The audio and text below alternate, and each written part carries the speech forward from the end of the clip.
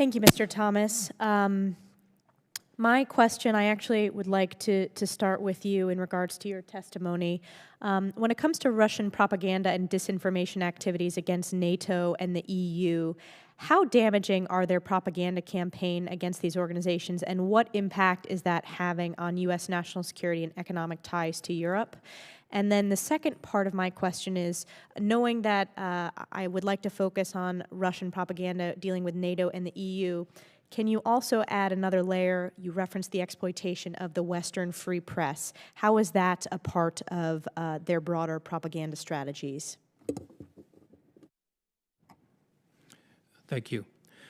On the first part of your question with regard to propaganda, propaganda is usually associated with emotional content. It varies from what you might call the disinformation aspect, which is designed to focus more on the logic of decision-making. So what you will have as a combination of these two, the emotional aspect is aimed, I believe, more at the population of the country, whereas the disinformation aspect is aimed more at decision makers within the EU or NATO.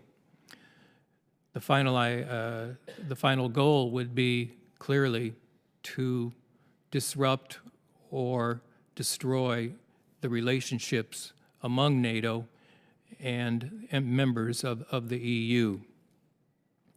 The second part of your question, which addressed Western thought and how Russia might take advantage of it.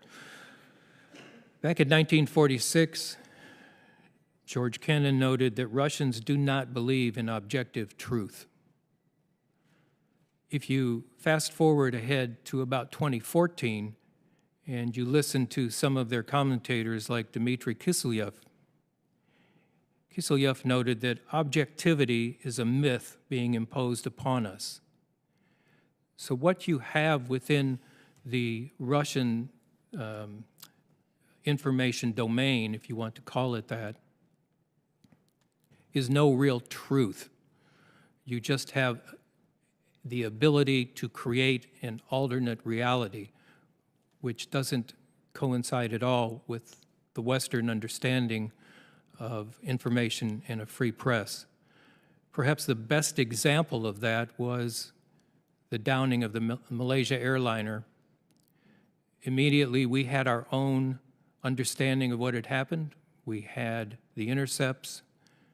We had the images of the air defense platform leaving the area.